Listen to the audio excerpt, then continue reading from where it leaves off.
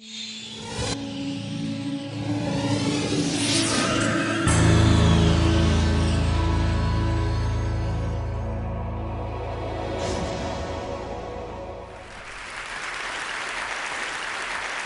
spent the last decade subjecting myself to pain and humiliation, hopefully for a good cause, which is self-improvement. And I've done this in 3 parts. So first I started with the mind, and I decided to try to get smarter by reading the entire Encyclopedia Britannica from A to Z, or more precisely from Aak to Ziviec. And here's a little image of that. And this was an amazing year. It was really a fascinating journey. It was painful at times, especially for those around me. My wife started to fine me $1 for every irrelevant fact I inserted into conversation. So it had its downsides. But after that, I decided to work on the spirit. As I mentioned last year, I grew up with no religion at all. I'm Jewish, but I'm Jewish in the same way the Olive Garden is Italian. So, not really. But I decided to learn about the Bible and my heritage by actually diving in and trying to live it and immerse myself in it. So I decided to follow all the rules of the Bible, and from the 10 Commandments to growing my beard, because Leviticus says you cannot shave. So this is what I looked like by the end. Thank you for that reaction. Yeah, I look a little like Moses or Ted Kaczynski. I got both of them. So there was the topiary there. And yeah, there's the sheep. Now, the final part of the trilogy was I wanted to focus on the body and try to be the healthiest person I could be, the healthiest person alive. So that's what I've been doing the last couple of years. And I just finished a couple of months ago. And I have to say thank God, because living so healthily was killing me. It was so overwhelming, because the amount of things you have to do, it's just mind-boggling. I was listening to all the experts and talking to sort of a board of medical advisors, and they were telling me all the things I had to do. I had to eat right, exercise, meditate, pet dogs, because that lowers the blood pressure. I wrote the book on a treadmill. It took me about 1,000 miles to write the book.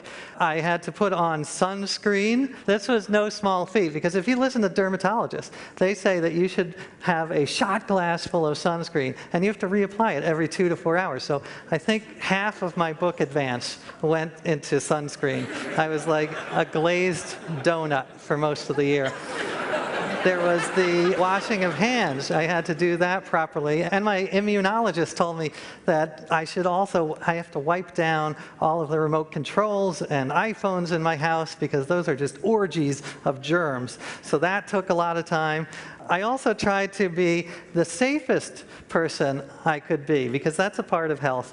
I was inspired by the Danish Safety Council. They started a public campaign that says, a walking helmet is a good helmet. So they believe you should not just wear helmets for biking, but also for walking around. And you can see there they're shopping with their helmets. So yeah, I tried that. Now it's a little extreme, I admit, but if you think about this, this is actually, the Freakonomics authors wrote about this, that more people die on a per mile basis from drunk walking than from drunk driving. So something to think about tonight if you've had a couple. So I finished, and it was a success in a sense. All of the markers went in the right direction. I lost, my cholesterol went down, I lost weight. My wife stopped telling me that I looked pregnant, so that was nice.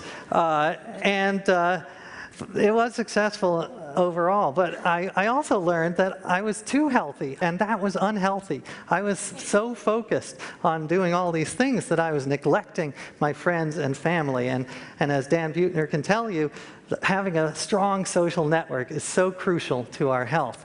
So I finished, and I kind of went overboard on the week after the project was over. I went to the dark side, and I just indulged myself. It was like something out of Caligula, but without the sex part, because I have 3 young kids, so that wasn't happening. But the overeating and the overdrinking, definitely. I finally have stabilized. So now I'm back to adopting many of, not all, I don't wear a helmet anymore, but a lot of the dozens of the healthy behaviors that I adopted during my year. It was really a life-changing project. And I, of course, don't have time to go into all of them. Let me just tell you 2 really quickly. The first is, and this was surprising to me, I didn't expect this to come out, but I live a much quieter life now, because we live in such a noisy world. You know, it's so noisy. There's trains and planes and cars, and Bill O'Reilly, he's very noisy. And this is a real underestimated, underappreciated health hazard. Not just because it harms our hearing, which it obviously does, but it actually initiates the fight or flight response. A loud noise will get your fight or flight response going, and this, over the years, can cause real damage, cardiovascular damage.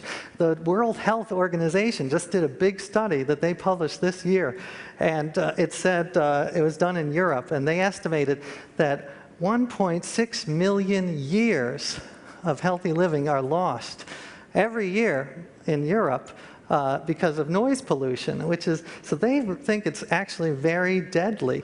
So I have, and by the way, it's also terrible for your brain. You know, it really impairs cognition. And our founding fathers knew about this. When they wrote the Constitution, they put dirt all over the cobblestones outside the hall so that they could concentrate. So without noise reduction technology, our country would not exist. So as a patriot, I felt, you know, it was important to, I wear all the earplugs and the earphones, and it's really improved my life in a surprising and unexpected way.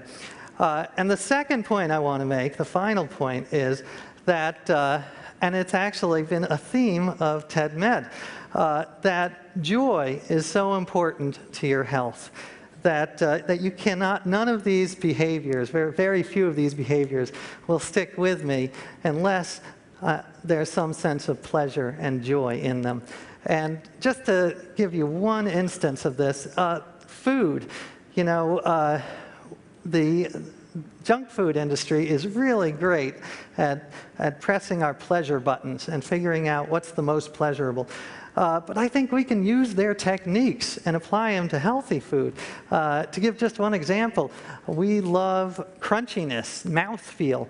So I've tried to incorporate crunchiness into a lot of my recipes, throw in some sunflower seeds, and you can almost trick yourself into thinking you're eating Doritos.